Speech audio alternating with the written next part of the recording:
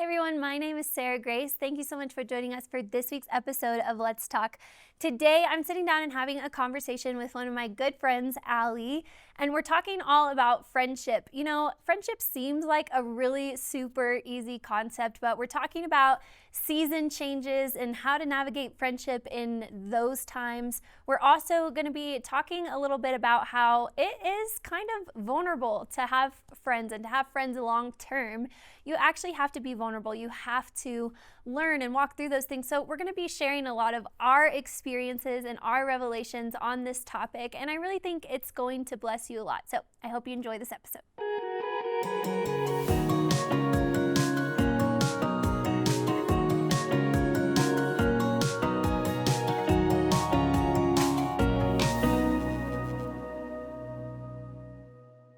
Hey, thanks so much for being here, Allie. I'm super excited to have you on the show. I call you Allie in front of everybody else, but I just have to say off camera, I do call you Fred. And it's because it started with, you know, your full name is what? It's actually Alisa. Yeah. And then everyone calls you Allie because we can't say it right. And then it got shortened to Al, and then it just seemed right to call it Alfred. Yeah. And then from there, Fred. So. Well, you know, somebody one time were like, they were trying to be kind of like mean or teasing, and they're like, how about Alfred? I'm like, yeah, you can call me Alfred. That's cool. And so it then really kind of stuck. Then it got switched to Fred. Because by the time I knew you, it was like kind of a common thing for you to be called Fred. But then there was another girl kind of in our circle. She ended up Fred also, so I'm not sure. Her mom calls her Fred too. So That's I was so like, weird. oh my gosh, we're best friends. We're Fred. Everyone's just Fred. That's really funny. We'll have to come up with one for you. Yeah, you know, it's not as easy. It's not as easy because Sarah Grace. Yeah. Sarah Grace is kind of long. People call me by my initials, SGJ. I don't like that one. It's really like longer to say than just Sarah. I would agree. So Sarah Grace. But it goes around. It's easier when you're texting. That's when it's a good time. That's true. Okay, so I wanted to tell about how we met first because, and I'm curious to know if you are thinking of the same story. Okay. Of like the first time we ever talked. Do you remember it? The banana? Yes! I was like, I have to talk about this. Yeah. Okay, so for context for people watching, at 𝗃𝗃, you, like when we first started coming, when we were in school a few years ago, there wasn't a lot of parking. Yeah. So unless you got here super early, which was not going to be me, you had to park pretty far away, and these shuttles would come take you. We barely made it on time, I think, that day. Honestly, yeah. It was definitely pushing last minute. And, like, I actually liked the shuttles, the buses. Like, it was kind of fun. It was a great place to meet people. That's where I met you. Yeah. So I enjoyed the buses. It's always the same conversations, though. Yeah, if you are wearing a green lanyard, which represents second year. What mission trip are you doing? That's literally exactly. Or what mission trip did you go on? How was it? It's true. If you're wearing a green lanyard. It's where are you going for third year next year? Yep, exactly. Exactly. So all the same conversations. Yeah. But basically, what I remember is that we were walking off the bus. We like sat next to each other. We were walking off the bus, and there was just a banana in the middle of the aisle, and I was like, "This is random." Yeah. And then, do you remember what you said? I said, I bet it's that girl's. Because she, like, came into the bus dropping everything, her laptop. Like, she was just a mess. She was like, I bet it's that girl because I already saw her drop a lot of stuff. So I run up to the lady and hand her, and she's like, oh, my banana, thank you. That was awesome. And then we became friends after that. Well, for me, I remember I was like, I want to be that girl's friend. But I don't know, I get kind of shy and stuff. And so I was like, I don't know how to talk to her. So I don't think we talked that entire ride. 30 seconds or whatever it was. And then the banana came up, and it was just a perfect opportunity. And then the Lord works all things together. And then I know, and we're just laughing the entire way to the classroom. So it's really fun. Isn't it kind of funny about, like, you would think that when you get older, you quit like worrying about like, does that person want to be my friend? But it's still a real thought for me, honestly. I'll be like, I don't know if like they like me, but I kind of want to be their friend. Exactly. Just invite them out to coffee. And then the Lord just makes a way. Yeah. He made it through a banana that time. Yep. That time it was a banana. That was cool. What is it, like 5-6 years later? So this is really good because I want to talk about friendship this episode, but this is your first episode that you've been on. So first of all, welcome to the to the show. It's really nice in here. Isn't it really nice? We were talking before the camera's on, like, it's kind of fancy. Yeah. It's a little bit fancy. Yeah. I like it. It's good. It makes us feel fancier. So for people who obviously don't know you, which is going to be most people watching, besides for like our friends and family, I'm probably going to watch. Tell us a little bit about yourself. Well, I'm 𝗙𝗍, and yeah, I grew up in South Texas, little border town. Did a lot of sports growing up. I was raised by my dad and my brothers, so super tomboy. Did a lot of sports, and I wasn't really good at any of them. I was kind of like average at everything I did, except for cross country. Wow. And I hated cross country because you're running, and like it's miserable. So you were good at the one thing. I was good at the one thing I hated. And I think it was like junior or senior year, I just had a lot of Dr. Pepper that summer. And I was like, I'm not ready for cross country. Like, and I had made the varsity. I worked so hard to make the varsity team. And then I was like, I'm going to switch things up. I'm going to join soccer. And so I joined soccer, and I'm playing with people who have been in soccer since they were like 2 years old. Yeah. So everybody's super good, and I'm just average at it. Back at the average. I know. I was like, dang it. But it was fun, and I quit cross country, so it was great. But my captain was a Christian. She was the only Christian there, and she kept telling us, like, hey guys, we're having a revival meeting at my church. And it was like a 3-day thing, and all of us were not interested. We're like, no, we're busy, we got stuff going on. And she kept asking, and we kept telling her no. And then this one time she was just like, well, we can go to Chick-fil-A before. And just a bunch of high school girls, like, we love Chick-fil-A. Yeah. It's like Starbucks, you know? Oh yeah. So all of us got so excited. We went to Chick-fil-A that, like, right after soccer practice, and then we went to this revival meeting. And it was my first time going to a Christian church, because I'm kind of like, I was raised Catholic. Yeah. And I heard this preacher talk about John 10:10, the thief comes to steal, kill, and destroy. And it really opened my eyes, because my mom had passed of cancer. So I just feel like I just like heard of God for the first time. Yeah. And seeing somebody live out like the Christian walk, because I thought Jesus was kind of like a myth, kind of like Santa Claus. Yeah, wow. So it really shocked me. And yeah, I just gave my life to Jesus that day. It was really cool. I saw like miracles, signs, and wonders that day. And I was like, God, I don't know if you're real, but if you are, like, here's my life. Yeah. So I just remember that night, I just had the peace of God for the first time. So I'm really thankful for soccer. Yeah. That was like one, and I'm really thankful. It was my senior year of high school. So it's kind of that time when you're like, I don't know what to do. Yeah. After school. So it was really good. After that, I just wanted to seek the Lord. And a couple years later, it was really funny at this conference, the minister started prophesying and stuff, and he's like, some of you guys are called to Bible college. And I was just looking around, I'm like, that's definitely not me. I'm like, that's for the people who've been, you know, raised Christian or whatever their whole lives. So I just kind of looked around, and I was like, and I just went on with my life. Here. I know. And then like 2 years later, I just had this desire for Bible college, and I'm like, that's definitely not me. So came out here in 2015, and I did school for 4 years. I did worship school, and then I did World Outreach, which is called Global Training now. Yeah. And I met you. Yeah. After that, and I just like fell in love with Colorado, and I'm plugged into Freedom Church, and it's just my home here. Yeah. Yeah. One thing I've noticed about you in the time that I've known you is like you are a very loyal friend. Yeah. And I think that's a great quality to have, because it's super easy, especially like I think as young adults, friendship is kind of a new thing to navigate, because in high school, you just are friends with who you have fun with. And then, you know what I mean? When you don't have fun with them anymore, you quit hanging out with them. Yeah. Versus like when the Lord kind of takes you into like actually having really strong and like covenant relationships. Yeah. That's way different. And I've noticed that you are super loyal and will stick with people. And I was even thinking about this when I was getting ready.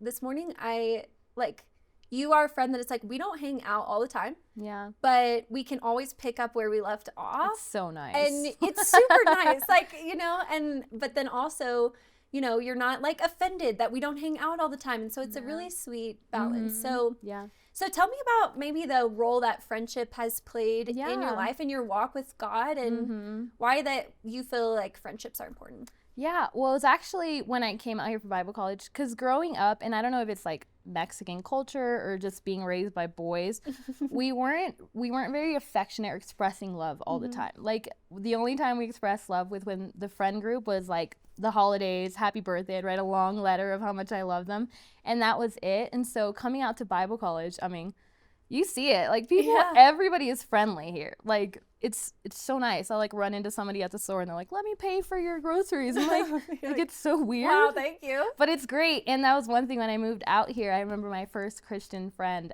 first year, she's like my first best friend in the Christian world. And she was just so loving and affectionate. I'm like, wow, like it's actually freeing to be able to express love, you know?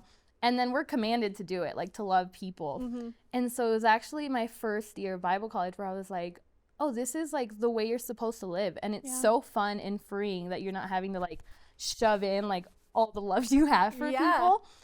So I actually learned like how to love people better. And that's one thing that I loved about being in Bible college is they teach you like how to love others and how to get over yourself and all these things. And so it was actually a journey, and it was so fun because I could definitely see the Lord just divine friendships, you know, throughout school. So that's kind of what my mission was, just being here in school. I'm like, how do I love others? Like, what is a good way? And you learn all these tools that they give you. So I kind of started in Bible college, and it's been so cool. I'll be like, oh, I want to be that person's friend. Like, for instance, you. And then sometimes it takes years, but like the Lord always like brings people together. Yeah. That's super cool. And because you're so loyal, I feel like you stuck with me through like when I first moved out here, I was super young, like 18 years old, and like super young. And then you were like a little bit older and more mature for sure. So it was like, I felt like, wow, like thanks for sticking with me through all my super young years. Right. Are you kidding? I think since the very beginning, I'm like, she's like my mentor. You're like 4 years younger than me. I'm like, yeah, you got a lot of wisdom. Wow. I don't think I ever felt like I had to love you through. That's so funny, because I'm like, I look back on that and I'm like, oh man, I was so young, and I think just honestly kind of prideful and just like trying to grow through those things. So I really appreciate it. So okay, so you were talking about how you spent a lot of time in your growing up years like suppressing the affection you felt for people. So I think that it can be actually hard sometimes to learn, even though you said it like it was really freeing, it can be hard to be vulnerable. Learn that and be vulnerable. So talk about that. How was that for you?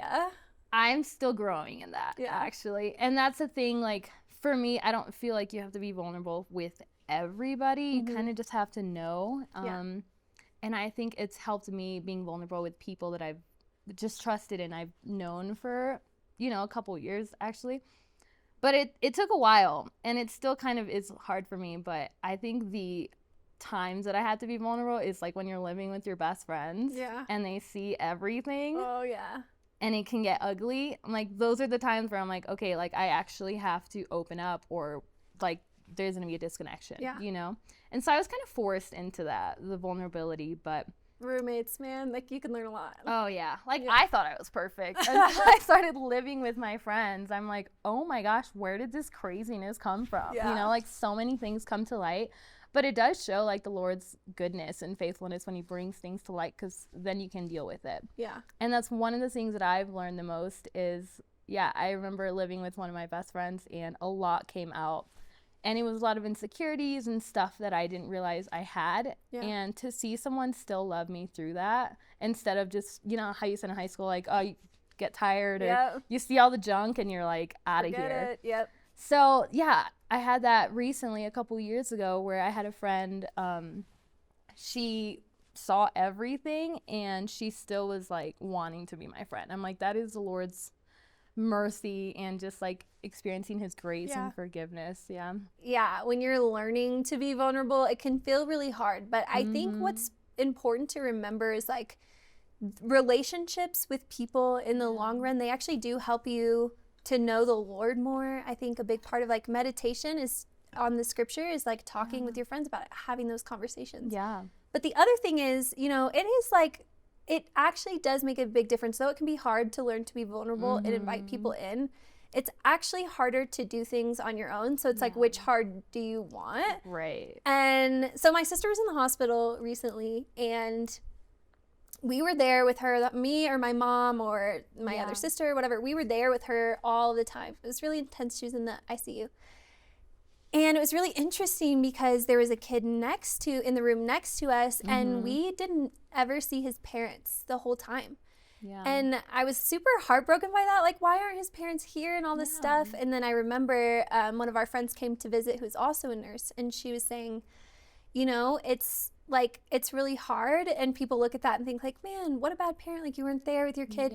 But they were saying that it's a lot of times people don't have the community to surround them, to watch their other kids, to be there, to help them with gas money, to drive all the way to the hospital every day, like those types of things. And so it's like, which heart do you want? Because Yeah. like when you're in those times, in difficult times in your life, or trying to learn things by yourself, Yeah. to me, it's worth the hard of like learning to be vulnerable with people For and sure. being embarrassed about your flaws and those types Yeah. of things, for sure. Yeah. And it also, I've seen when you're vulnerable, it actually brings you closer together Yeah. rather than not having those conversations. It kind of just stays like kind of shallow. Yeah. Or, you know, it's like you're not moving forward. In It's a so friendship. true. Yeah. It's super true. And it's like you know, you really can only go so deep. Like Exactly. if someone doesn't actually know you, your flaws and the good parts of you. Mhm. So if we're always putting our best foot forward, like Yeah. it's not gonna work Which is out. also so freeing too. And I think the way I see it too, it's like I've seen my friends and their flaws and I don't love them any less. I'm like, I Yeah. still think they're the most beautiful people. And I'm like, okay, if I think that, I think hopefully they think that about me Right, too. Like yeah. they see the worst and they still, you know, love you. Yeah, it's so But good. yeah. It because we put this like higher standard on ourselves Yeah, sometimes it's of true. like, I can love someone if they have these issues, but they can't love me. Yeah. And ultimately, it comes back to pride. Like to think that like I can love you better than you can love me. Like that's actually kind It's of a so prideful true, yeah. thing. And And so it's I kind think, of selfish too. yeah, it's super being selfish. self-centered, you know? And thinking that you have better qualities than Yeah. everybody else. Like, wow, I can love them better. Yeah. Yeah, but I think that friendships are super important to growing in relationship with the Yeah, Lord, for sure. and having people around you who can just call you out sometimes, honestly. Yeah. Recently we did a Bible study that I was very unfaithful to. There was like a book study and I was only there like Yeah. half the time, which was That's kind of okay. a bummer. But something that I really loved was, and you were leading the study, and just the way that you opened it up to hear all of the other people and hear their Yeah. thoughts, it felt so sharpening to me to just go sit Yeah. and hear from other people my age, some in my same season of life, and hear about what it is that God's showing them. It's really inspiring and it moves you forward. Right. Yeah. That is one thing I loved about the study too. It's like you're hearing, because we're a body, so Yeah. you're hearing different perspectives and getting different revelations. Like there was so many times in that Bible study where we'd be like, whoa, like that's Yeah. huge, you know, like that's something I need to ponder on. And people are taking notes just off, like learning off of each other, Yeah. you know? And that's one thing that, yeah, like friendships do, and being in community, like it's so important. And one of the, like I have been just constantly pondering of this revelation that I had heard from one of my friends, and she heard it from one of her friends. So it's like, you see it in everyday life, like you're learning constantly from people. And so that's why it is important to be surrounded by the right people.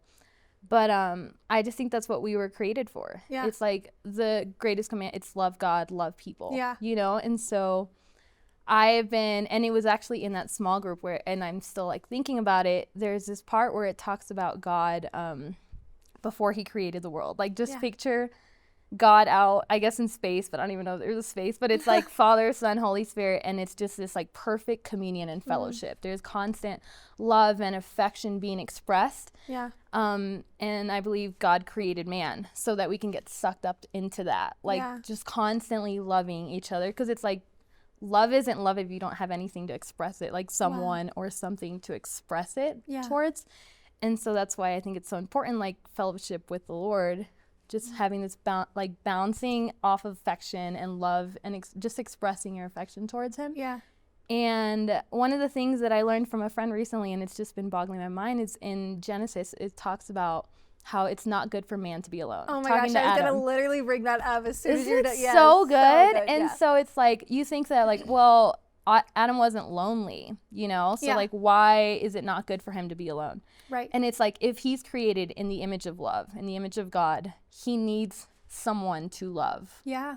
And that's like, you know, so in the same way, I know that talks about marriage, but in friendships too, or people, it's like we're created and designed to love people. Yeah, that's so good. I Yeah. love that scripture too. Like, it's not good that man should be alone, because like sometimes I think it's like, well, I just need to work it out with the Lord. You know what I mean? Like, me and the Lord, like we're really just going to work it out. And it's like, okay, that's good. Yeah. But also, you know, you actually do need other people. You need to have that flow. And going back to the study, it's like, it makes you feel super valued when people want to listen to what you have to say too. And sometimes, like, I've noticed this is like, if I haven't spent a lot of time with friends and just talking about revelation of the word, which sometimes it's easy with the people you know the most to just always be carnal, you know?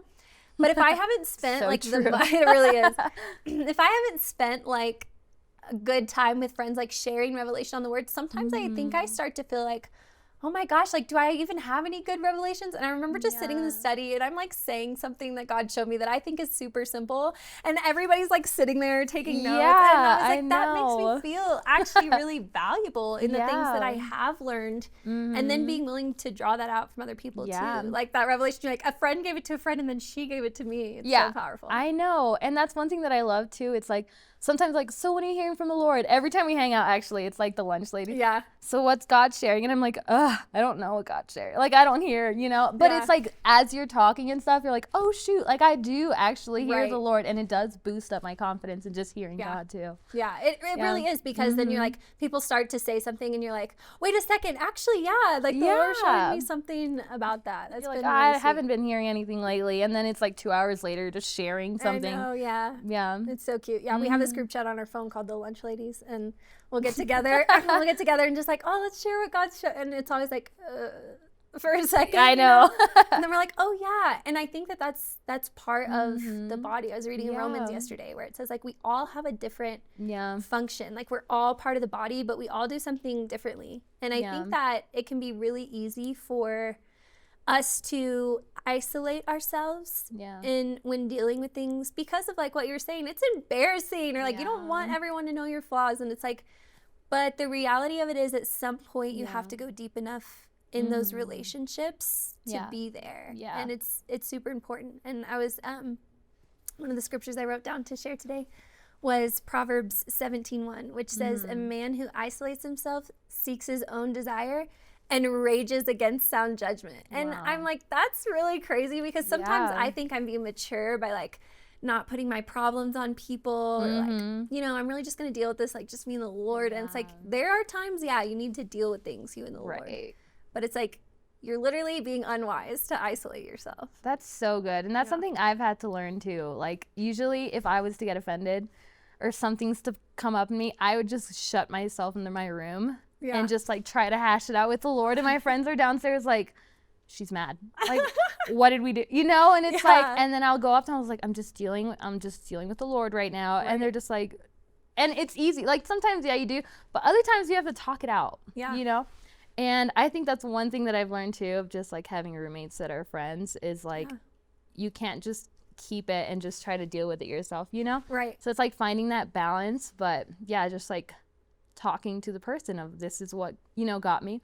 And it's really cool because after it, it's like you pray or you take communion, forgive, you know? And it's like you are connecting with people. It's spirit to spirit. So it does bring, like, it's life-giving to do those things. And I think what's unique about like this season of our lives is like you go from growing up with your family, and then if you don't get married right away, then you switch to the season of not really having your family around in like your everyday lives. And for us, we live far away from our actual families. And so I think that this, like our single years should really be given to learning how to still cultivate family, instead of like just using that as like a time to just do whatever you want, like actually intentionally using that time to create family around you. I know. And that's one thing, like being out here for so long and getting plugged into a local church, I'm like, this has been my family, you know? So now it's kind of hard. I actually have family that moved into town, and I'm like, I have my family here. But I was like, how do I integrate them? I was like, shoot, like I've been having like holidays. I'm just like, oh, I'm going to go hang out with my friends or the Freedom family and stuff. And I'm like, wait, I got family here now. So it's kind of, it's one of my challenges for right now. I recently was talking to a youth girl, like a high school age girl, and she was saying like she was bothered because another girl was like pulling people into their issues that she had. She's like, I feel like they're just pulling people in. And as we talked about it, I realized, I was like, oh, she's never in her life had the kind of community where you ask people for help, where you work through things, where you intentionally say like, I am not going to just force myself to figure this out on my own. And it made me realize how far I've come in that of like, you have to bring people into that. So what would you say maybe to someone who's really struggling with maybe just making friends? Like, because these relationships sound great, but it's like, where do you start? How do you just intentionally make friends and know you're spending time with the right people? That's good. For me, I guess practical would be getting plugged into a community. I'm like, whether it's church or, you know, if you're in school and stuff, finding a group, a small group or something where you can have like-minded people. Yeah. That's one thing for me. It took me a while. Even being in Bible college, I would have close friends and stuff. But when I got plugged into a church, that's where I'm like, wow, I've been adopted into a family. So good. And so I think that would be, my advice is just getting plugged into a small group or local church or something. That's so good. Yeah. Mine would probably be like, be the friend that you want someone else to be to you. Yeah. It's super easy, especially if you're in a new season. Like we talked about, you know, moving out here. And it can be really easy to try to integrate yourself into a community and be like, well, no one's talking to me. No one's saying hi to me. No one's asking me out to coffee. And it's like, just be that person. Yep. Because, you know, people are used to who they're used to. And sometimes I think we can get really frustrated about like cliques and stuff. And it's like, people are just used to who they're used to. And so until you pursue something, like maybe someone isn't going to reach out to you, but don't put it all in the other person. I think for sure, put yourself out there and ask somebody to hang out. The worst they could tell you is no. And it's like, that doesn't feel good. But in the end, if you gain a friend, you know, that might be worth it. That's so true. Yeah. That is one thing, also being intentional and like seeking people. I think that's one thing that we do struggle as, like you said, in familiarity and you know, and so that's another thing I've learned recently of like, that's even discipleship too, of meeting people and seeking people out. Because a lot of times like they'll complain about churches or something being like, oh, there's no community there. Yeah. But if you become that person to seek people out, go out for coffee, invite them over to dinner, because you look at the book of Acts, they were so hospitable. Like they're just seeking people all the time. Exactly, all the time. So it's like becoming that person. Yeah. So just being willing to put yourself out there. We are out of time for today's episode. That went by super fast. Wow. We were talking beforehand. She was like, can we fill all this time? And it's like, it's super. I was like, I can't do it. I know, yeah. That's so long. Listen, we could keep talking about this forever. I know. But thank you so much for being here, being on the show, being a friend to me, and being consistent, like I said. I'm super grateful for that. So, thanks for being here today. Yeah, we'll see. I'm sure we'll see you again on the show. Oh, yay. Good. Made it.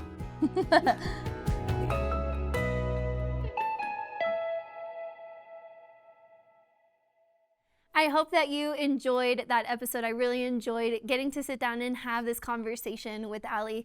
So listen, we want to give you something. We try to give away something with every season of Let's Talk. And we talked a lot today about hearing the voice of God, learning to hear the voice of God, and how that impacts your friendships and how you need that in your friendships.